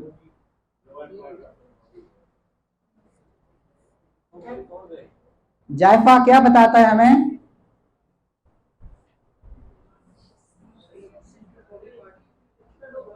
जी अच्छा, और गयारे जाफिया क्या है? जायफा, जायफा जो है वो वाइटल पार्ट के लिए यूज होता है। फेस के नीचे अगर हमारा कोई वाइटल पार्ट है बॉडी का तो वो किस में आएगा? जायफा में। फिर नीचे कितने बताए गए? जायफा की कितनी डेफिनेशंस हैं? कितनी है? एक क्या है? गयारे जायफा, rupture of the skin causing bleeding. अब जिस तरह से हमने फेस की बात की कि अगर फेस पे कोई निशान आते हैं या चोट होती है, अब अगर वही चोट, उसी नोयत की चोट अगर हमारे किसी बॉडी पार्ट पे आए तो उसे क्या कहेंगे? कितनी सजा बताई गई?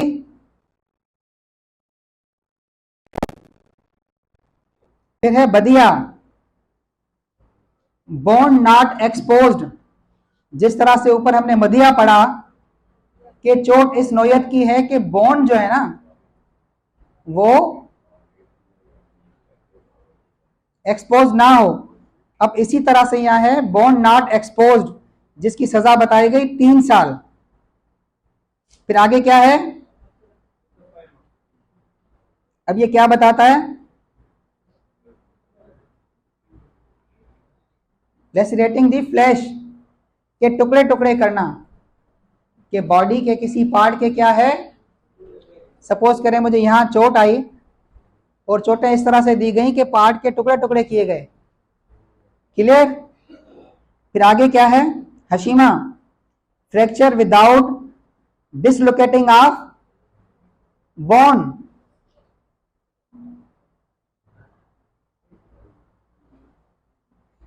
Fracture without dislocation, disclosing of the bone. फिर आगे क्या है? मुनकिला क्या बताता है क्या फर्क है, थोड़ा सा बताते जाएं आप, थोड़ा थोड़ा सा फर्क है इसमें। क्या था?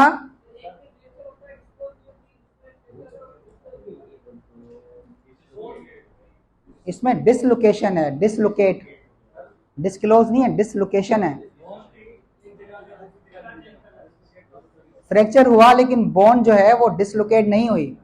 लेकिन आगे क्या बताया गया मुनकिला में, क्या है कि फ्रैक्चर भी हुआ और बोन डिसलोकेट भी हुई। और सजाएं क्या बताई गई? अब ये रूटीन में अगर हमारे आस पड़ोस में हमारे क्लाइंट को या सराउंडिंग में किसी को छोटे आए तो हमें ये सोचना है, हर रोज रिपीट करना है, अपने आप से पूछना है कि ये कौन सा ऑफेंस है। क्लियर? ये डॉक्टर्स को भी याद होता है, जो मेडिको लीगल ऑफिसर होते हैं ना, वो रिपोर्ट देते हैं, वो रिपोर्ट में बताते हैं कि ये कौन सा जख्म है, कौन सी नोयत का है। बहुत बार वो रिपोर्ट्स गलत बन के आती हैं, लेकिन जब हमें पता होगा, ये थोड़ा थोड़ा सा फर्क का पता होगा, तो हम कोड को करेक्ट कर सकते हैं। क्लियर?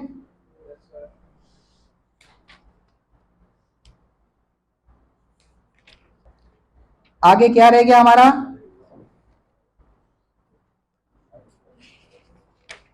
चैप्टर कौन सा है? 16A क्या कहता है जी? ये भी बड़ा सिंपल है। अगर हम पीपीसी आज ना भी उठाएं तो रॉन्गफुल रिस्ट्रेन और रॉन्गफुल कन्फाइनमेंट क्या है जी? अच्छा, रॉन्गफुल रिस्ट्रेन क्या है पहले हम समझते हैं। सपोज करें मैं, हाँ बताएं।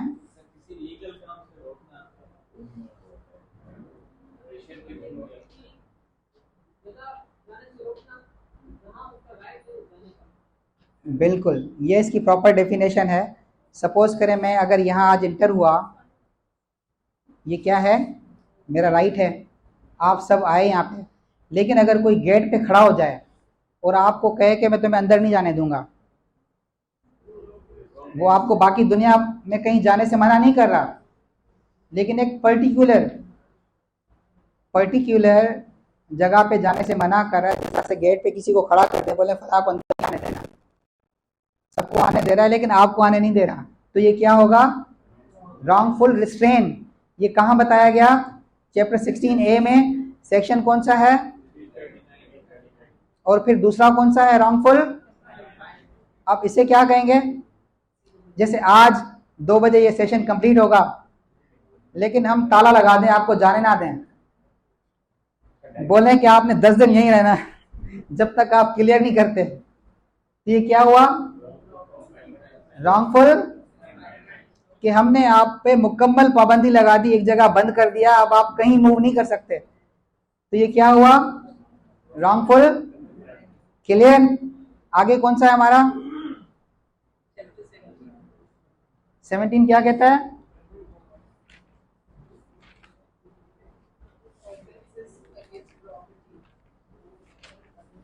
अच्छा, ऑफेंसेस अगर अगेंस्ट प्रॉपर्टी। अब मेरे नाम तो ना घर है ना गाड़ी है, तो क्या मेरे साथ ये ऑफेंस ही नहीं होगा? है सर, मेरे पास तो ना घर है मेरे नाम का, ना मेरी गाड़ी है। अब ये क्या है? Offence against property. तो क्या मेरे अगेंस्ट कोई क्राइम नहीं हो सकता? कैसे होगा जी? हाँ, मोबाइल है, वेरी गुड। और मेरा पेन है, मेरा ये मेजर एक्ट है, और मेरा ये चश्मा है। अब कितना आसान वो टाइटल बता रहा है कि क्या है, और हम कंफ्यूज हैं कि भाई ये मुश्किल है। मुश्किल किस चीज में मुश्किल है? देखिए, आपको पता है ना सबको। अब चैप्टर 17 की अगर हम बात कर रहे हैं तो हमें तो पता है कि ऑफेंस अगेंस्ट प्रॉपर्टी, ये क्या ऑफेंस है? इसमें क्या बताया गया? थेफ्ट। क्या बताया गया इसमें?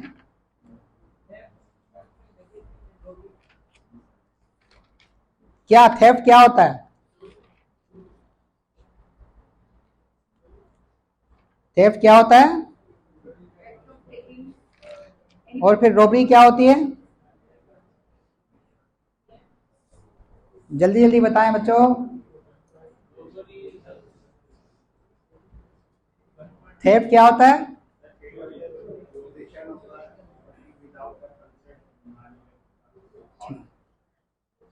अच्छा, एक्सटॉर्शन क्या है? भत्ते की कभी पर्ची सुनी? कभी आई आपके पास? वैसे भत्ते की पर्ची कभी आई? आई है? वाह वाह, आपने भेजी कभी किसी को? आपको भी आई है? अच्छा, थेफ्ट क्या होता है? चोरी करना। क्या चोरी करना? किसी का दिल चोरी करना? वो भी थोड़ा सा मैं इजी आपको रख रहा हूँ। मेरी फिर एक गुजारिश आप दोस्तों से, देखिए बड़ा सिंपल है। अब तक जब हमने जितना कवर किया, ठीक है, वो खुशी खुशी आप दोस्तों ने पढ़ा, वो इतना ही सिंपल है। आगे भी सिंपल है, बड़ा सिंपल है कि हमारी प्रॉपर्टी, सपोज करिए ये मेरा मोबाइल है। थेफ्ट क्या बताता है कि अगर मेरी मूवेबल प्रॉपर्टी, मेरा मोबाइल, पेन, ये बुक मेरी मूवेबल प्रॉपर्टी है, अगर मेरी कंसेंट के बगैर मैं यहाँ पढ़ा रहा हूँ, मैं पीछे सर से बात कर रहा हूँ, कोई मेरी बुक लेके चला गया, तो ये क्या हुआ? थेफ्ट। और एक्सटॉर्शन क्या है?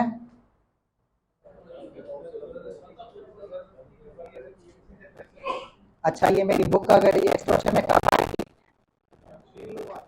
किस तरह छीनेंगे?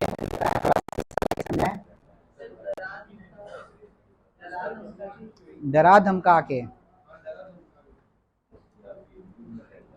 अच्छा, रॉबरी क्या है?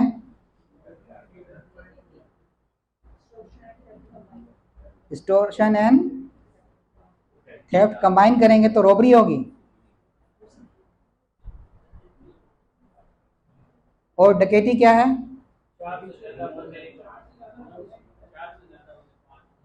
चार से ज्यादा कितने होते हैं? 5।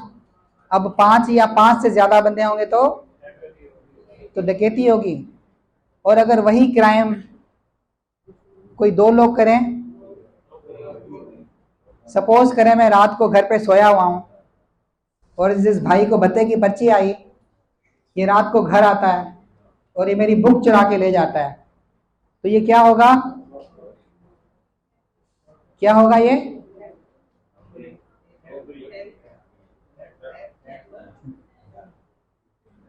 देखिए थोड़ा सा आपने समझने की कोशिश करनी है कि विदाउट कंसेंट जब लिया गया, मैं घर पे सोया हुआ था, ये आए और बुक चुरा के ले गए, ये क्या हुआ? थेफ्ट हुआ, चोरी हुई। और अगर ये रात को घर पे आए, बुक चुराने लगे, मेरी आंख खुल गई और फिर इन्होंने मुझे पिस्टल दिखाया कि ये मुझे ले जाने दो वरना मार दूंगा, ये क्या हुआ? अब रॉबरी कब बनती है? जहां थेफ्ट और एक्सटॉर्शन हो। और एक्सटॉर्शन क्या है? किसी को खौफ में मुब्तला करना। क्लियर? और अगर मेरी आंख खुल गई, इन्होंने मुझे पिस्टल दिखाया और ये लेके चले गए बुक, फिर क्या होगा? रॉबरी। थेफ्ट बगैर कोई चुराई। आजकल हमारे यहाँ हम रोड पे खड़े होते हैं, 2 लोग मोटरसाइकिल पे आते हैं, पिस्टल दिखाते हैं और कहते हैं मोबाइल दे दो। हर शख्स की ये स्टोरी है ना आज तो, और हमें पता ही नहीं है कि वो लोग करते क्या हैं। ये क्या है?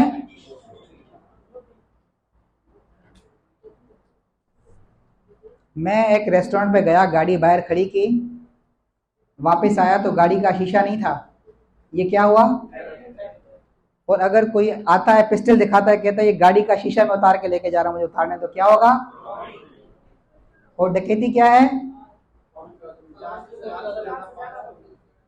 अब वही एक्ट अगर 5 या 5 से ज्यादा लोग करें तो वो क्या होगा? क्लियर? और अगर डकैती करते हुए वो लोग मुझे जान से मार दें, फिर क्या होगा? कौन सा सेक्शन लगेगा? सजा कहां बताई गई 396 की? गुड आपने अच्छा बताया। नहीं, ये तो डेफिनेशन है ना 396 में। सजा वो तो कत्ल की है, लेकिन हम रोबरी की बात कर रहे हैं फिलहाल, कि रोबरी करते हुए अगर डकैती हो गई, मतलब डेथ हो गई,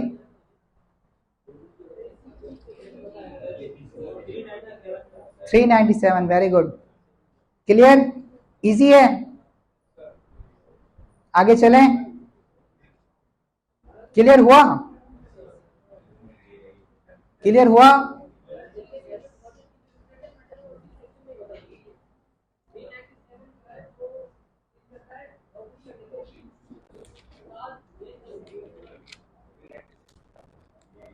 थ्री 397 क्या बताता है?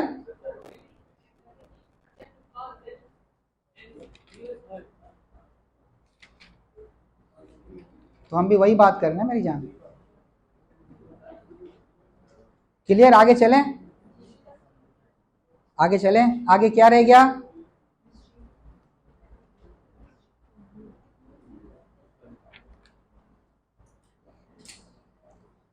चैप्टर 17।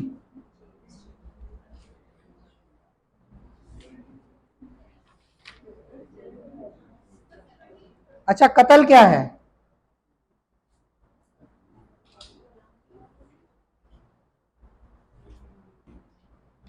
कत्ल की कितनी इकसाम है?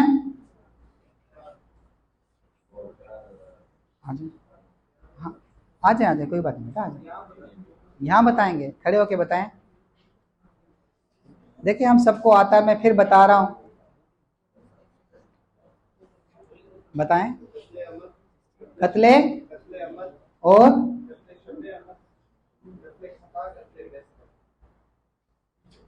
कत्ले आमद, फिर ठीक है, और फर्क क्या है इनमें? ठीक है, बाकी नहीं बता। देखिए इसमें से एक क्वेश्चन आएगा, आपको ये याद करना है, ठीक है। कत्ल की कितनी इकसाम है? 4। कौन कौन सी?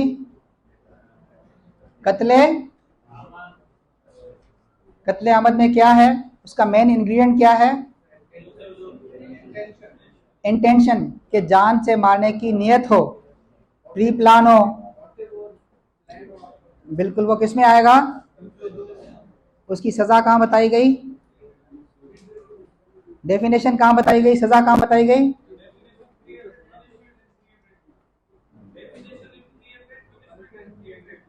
$302। क्लियर, कत्ले अहमद क्लियर। आगे क्या है?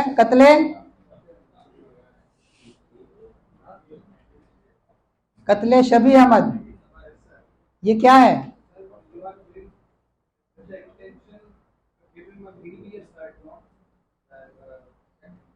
आप उसको मारने नहीं जा रहे, सिर्फ आपको आप हर्ट करने जा रहे हैं, तो लड़ाई में जैसे आपने उसको मार दिया। कत्ले शबी अहमद क्या है? आपने सुना भाई ने क्या कहा, कि आप किसी को चोट पहुंचाने की नियत से जा रहे हैं, लेकिन वो चोट, अब मैं यहां पर किसी को ये गुस्से में माइक मारूं, मेरी नियत क्या है? जान से मारने की नहीं है, लेकिन वो दिमाग के किसी ऐसे हिस्से पे जा लगे, किसी की डेथ हो जाए, तो ये क्या होगा? क्या होगा? कोई और मिसाल आप देके बताएं।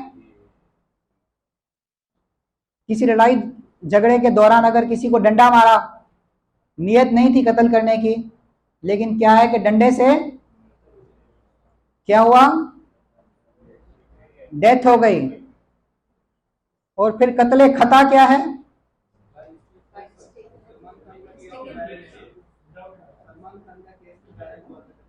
सलमान खान का कौन सा केस?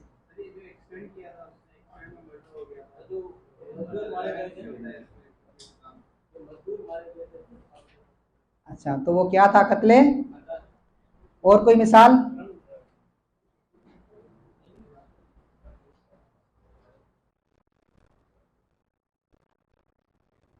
और कोई मिसाल? सपोज करें मैं कोई गवर्नमेंट अथॉरिटी हूं, मेरा जिम्मा है नाले नालों की सफाई करना। आज एक गटर खोल के हमने सफाई कराई, लेकिन हमने ढक्कन बंद नहीं किया। कोई बच्चा गुजरा शाम में, वो गिर गया, ये क्या हुआ? कत्ले कत्ले खता। क्लियर हुआ?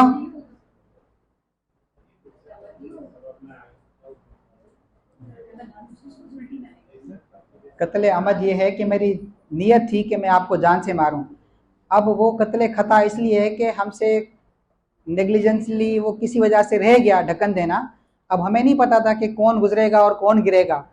हमारी कोई इंटेंशन नहीं थी, हमने कोई पॉइंट आउट नहीं किया हुआ था, लेकिन रैंडमली कोई बच्चा वहां आया और वो गिरा, तो ये क्या हुआ? कत्ले खता। और फिर चौथा कौन सा है? कत्ले बिसबब। ये क्या है?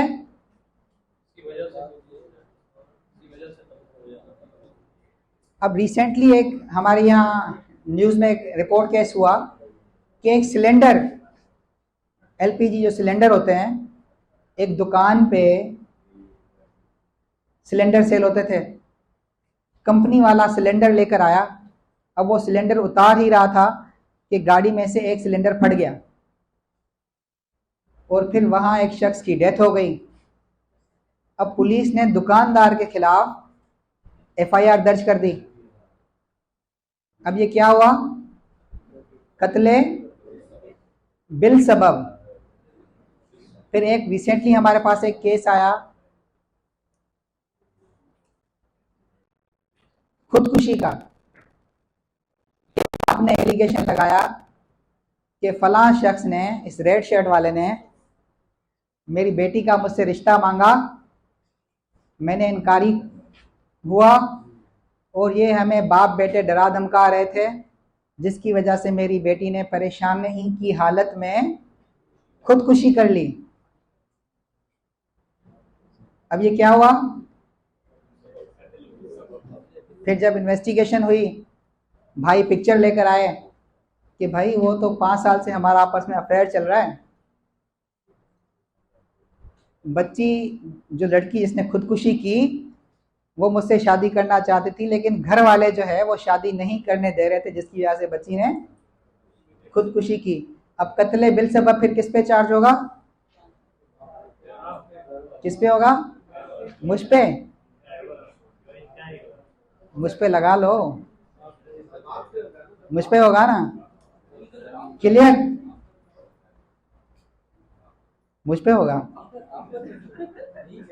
वैसे ऐसे ही होता है कोर्ट में, हम रिप्रेजेंट इसी तरह कर रहे होते हैं। जो वकील है ना, वो एक एक्टर भी होता है। जब तक हम अपने अंदर जज्बात नहीं भरते ना, एक रिसेंटली केस हमारे पास आया, उसमें कोई बेलेबल ऑफेंस लगा हुआ था। अब बेलेबल ऑफेंस में क्या है? बेल राइट बनती है, लेकिन साथ नॉन बेलेबल एक ऑफेंस था, लेकिन वो हमारा जो मुलजिम था उस पर अटैक नहीं करता था। लेकिन मैंने हर सूरत ये ठान लिया कि मैंने कल ये बेल रिजेक्ट करानी है। अब जब अपने आप को उस वसवसे में, उस सिचुएशन में डाला,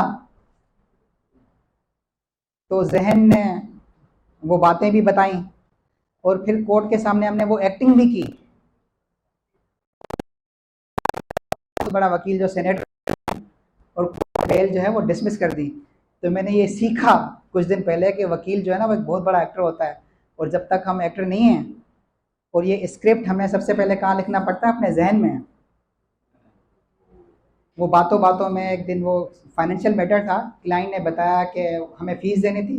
वो रो तो फीस के लिए रहा था कि मेरा घर भी जो है वो गिरवी रखा हुआ है, लेकिन मैंने फिर उसको कॉल की रात को, जब मैंने सिचुएशन देखी कि हमने ये बेल रिजेक्ट करानी। मैंने कहा यार आपने बताया था आपने घर गिरवी रखा हुआ है। कह रहे हाँ। मैंने कहा कल उसके डॉक्यूमेंट ले आना। कह रहे खैरियत? मैंने कहा आप ले आना।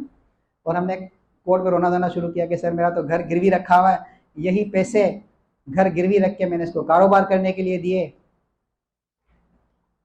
और ऐसी सिचुएशन क्रिएट की कि ये मैं आपको सिखाने के लिए। क्लियर? चारों कत्ल के किस्म पता चल गए हमें? ठीक है, डन। छुट्टी करें आज? नहीं? चलो शाम मेरे साथ फिर कहीं घूमने चलते हैं। सर वो इलीगल रिस्ट्रेंट बढ़ाएगा। हाँ सर। अच्छा, गुजारिश मेरी है, आप मेरा नंबर नोट कर लें। जिस दोस्त को किसी भी हवाले से 2-3 दिन लॉ गेट के लिए हैं, माशाल्लाह से यहाँ पे इसहाक साहब और सर सालिम सलाम अंसारी साहब, मैं इनको बड़ा अप्रिशिएट करता हूँ कि ये यंग वकला के लिए जिस तरह के इक़दाम ले रहे हैं, मैं कहता हूँ इनके लिए एक बार तालियां होनी चाहिए ज़ोर से।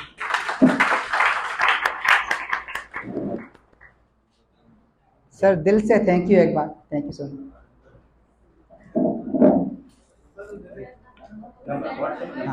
0334 37 077 35। आप मुझे कॉल कर सकते हैं, अगर किसी वजह से रिसीव ना हो पाए आप वॉइस नोट एक भेज दें, आपके जो भी सवाल हों मैं बिल्कुल आपको रिप्लाई करूंगा। और अगर कोई आके पढ़ना भी चाहे किसी सूरत, हर 0334 37 077 35। अरुण प्रसाद जो है हम 12 बजे कानून शहादत के लिए जस्टिस फ़हीम सिद्दीकी, और डे आफ्टर टुमारो जो है वो कल कानून शहादत है, और CPC के लिए इसहाक अली, और फिर हम जुमे की छुट्टी करते हुए हफ्ते को करेंगे 12 बजे प्रोफेशनल एथिक्स का, जो मैं पढ़ा दूंगा। तो ये 3 दिन आपने आना है। MCQs अभी आज के दे रहे हैं, इसकी की नोट भी दे देंगे। और दूसरी बात ये है कि कल भी MCQs मिल जाएंगे। आपकी रजिस्ट्रेशंस जो हैं वो शायद आपको आ गई हैं कि आपका हॉल कौन सा ये हुआ, इसमें पहने की कोई ज़रूरत नहीं। MCQs जो है उससे आप तैयारी शुरू कर दें, और ये जो मटेरियल आपको कल परसों और हफ्ते को मिलेगा, और जो ग्रुप को आप देखते रहें उस पर भी हम वीडियोज़ या ये कीज़ और इस तरह की चीज़ें लोड करते रहते हैं। तो बाकी इन्होंने व्हाट्सएप नंबर तो दे दिया, आपने वॉइस नोट भेजना है, क्योंकि उससे वो आदमी आपकी बात भी समझ जाता है, उसने जो जवाब देना है वो भी उसमें दे देता है, कॉल भी कर सकता है। दूसरे की भी ज़रा ख्याल रख लीजिएगा। बाकी आपका शुक्रिया, कल मिलेंगे।